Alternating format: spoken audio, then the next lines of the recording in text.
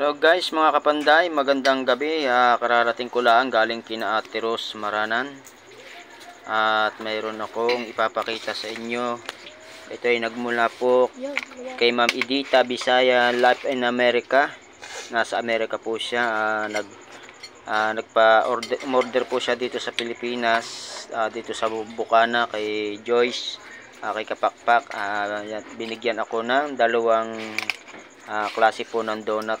Dati nagbigay na siya, pero nagbigay uli siya ngayon. Si Ma'am Edita po yung sponsor po namin nasa Amerika na ni Ate Rose, na binigyan kami noon ng pera para itulong po sa mga nangangailangan. Yung apat na tao na amin pong tinulungan, yan po ang may bago na naman siyang bigay po sa amin.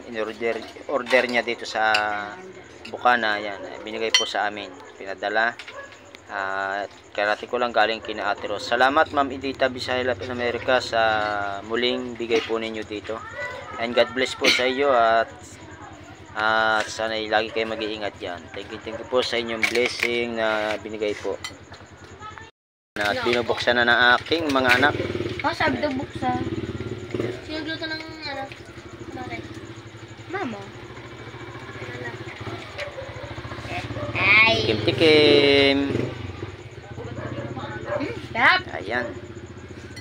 Thank you.